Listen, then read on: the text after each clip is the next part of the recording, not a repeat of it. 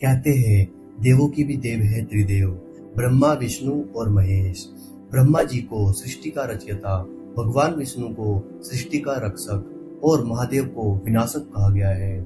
कई लोगों के मन में यह प्रश्न तो उठा ही होगा कि आखिर त्रिदेवों की उत्पत्ति कैसे हुई, त्रिदेवों में सबसे शक्तिशाली कौन है। अगर आप भी इन प्रश्नों के उत्तर जानना चाहते हैं तो इस वीडियो को अंत तक देखिए। मैं आकाश सैनी आपका कल्चर एक्सप्लोरर चैनल में स्वागत करता हूँ। इस विषय में 3 प्रकार की कहानियां उपस्थित है। पहली है शिव पुराण में से, दूसरी है भगवत गीता में से और तीसरी है हमारे सप्त ऋषियों की। सबसे पहले जानते हैं शिव पुराण के मुताबिक क्या कथा है। एक बार जब ब्रह्मा जी और भगवान विष्णु के बीच में विवाद हुआ कि दोनों में से बड़ा कौन है। विवाद इतना बड़ा था कि इन दोनों में युद्ध की नौबत आ गई। तभी उन दोनों के बीच एक अग्नि स्तंभ प्रकट हो गया और उस स्तंभ से आवाज आई कि आप दोनों में से जो इस स्तंभ के आखिरी छोर तक सबसे पहले जाएगा वही सबसे बड़ा यानी श्रेष्ठ है। तभी भगवान विष्णु स्तंभ के नीचे की ओर चल दिए और ब्रह्मा जी ऊपर की ओर। दोनों में से किसी को भी इसका अंत नहीं मिला और भगवान विष्णु ने अपनी हार मान ली। लेकिन ब्रह्मा जी बोले उन्हें अंत मिल गया है, जो कि असत्य था यानी झूठ था। ब्रह्मा जी के असत्य बोलते ही उस स्तंभ से सदाशिव प्रकट हुए और ब्रह्मा जी के 5 मुख से एक मुख को काट दिया और उनको श्राप भी दिया कि इस संसार में उनकी पूजा कोई भी नहीं करेगा और भगवान विष्णु को अपने समान पूजे जाने का वरदान दिया। यह कथा शिव पुराण की है और इसके मुताबिक सदाशिव सबसे बड़े हैं। अब बात करते हैं श्रीमद् भागवत की कथा के बारे में।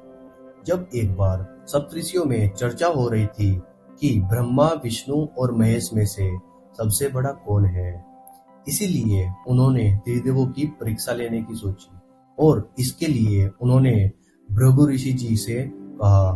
भृगु ऋषि जी सबसे पहले परीक्षा लेने के लिए परमपिता ब्रह्मा जी के पास गए और उनका अपमान किया और इस अपमान पर ब्रह्मा जी बहुत क्रोधित हो गए।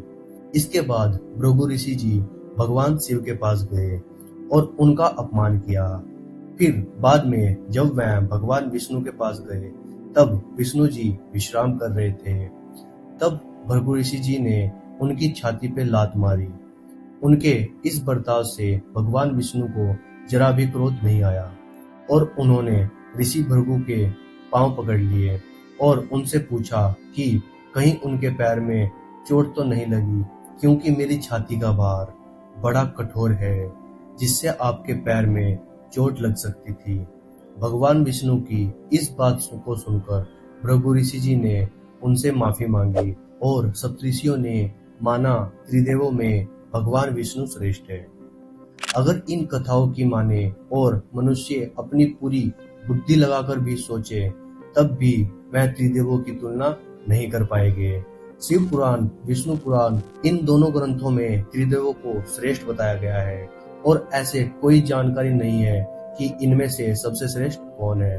अब बात करते हैं सप्तऋषियों की कथा की और इसके अनुसार भगवान विष्णु, ब्रह्मा जी और शिव जी एक साथ बैठे थे। तभी शिव जी ने सोचा कि अगर मैं विनाशक हूँ तो क्या मैं अपनी शक्तियों से किसी का भी विनाश कर सकता हूँ? क्या मैं ब्रह्मा जी और विष्णु जी का भी विनाश कर सकता हूँ? शिव जी के इस विचार से ब्रह्मा जी और विष्णु जी मुस्कुराए। ब्रह्मा जी ने कहा कि क्यों ना आप अपनी शक्तियों का मुझ पे इस्तेमाल करें, क्योंकि मैं भी जानना चाहता हूँ कि आपकी शक्तियाँ मुझ पर क्या असर करती है। तभी शिव जी ने अपनी शक्तियों का इस्तेमाल किया तो ब्रह्मा जी जलकर भस्म हो गए और वहां पर राख का ढेर हो गया। भगवान शिव चिंतित हो गए कि अब सृष्टि का क्या होगा। तब शिव जी उस राख को अपनी मुट्ठी में लेने वाले थे। तब उसमें से आवाज आई, महादेव मुझे कुछ नहीं हुआ। तब ब्रह्मा जी ने बताया कि आपकी शक्ति का मुझ पे इस्तेमाल से राख का निर्माण हुआ और जहाँ भी निर्माण होता है वहां पर मैं होता हूँ। तब भगवान विष्णु मुस्कुराए और शिव से कहा कि मैं इस सृष्टि का संरक्षक हूँ। मैं भी जानना चाहता हूँ कि आपकी शक्ति का मुझ पर क्या प्रभाव होता है। अब शिव जी ने अपनी सारी शक्तियों का भगवान विष्णु पर इस्तेमाल किया तब वहां पर भी राख का ढेर लग गया। लेकिन उसमें से आवाज आई कि महादेव, मैं भी यही हूँ, कृपा अपनी सारी शक्तियों का प्रयोग करे। और ऐसा करने के बाद सारे राख के कण गायब हो गए, लेकिन एक कण रह गया। उस कण से भगवान विष्णु पुनः प्रकट हुए और साबित किए कि उन्हें यानी सृष्टि के संरक्षक को कोई नहीं मार सकता।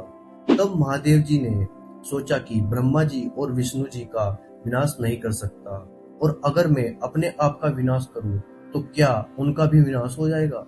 क्योंकि अगर मैं नहीं रहा तो विनाश नहीं रहेगा, और बिना विनाश के रचना नहीं हो सकता, और अगर रचना नहीं होगी तो उसकी संरक्षा की जरूरत नहीं रहेगी। ये सब बात विष्णु जी मन ही मन सुनकर मुस्कुरा रहे थे और समझ गए महादेव क्या करने वाले हैं। भगवान शिव ने अपना विनाश कर दिया और राख में बदल गए। जैसा वह सोच रहे थे, ब्रह्मा जी और विष्णु जी भी राख में बदल गए।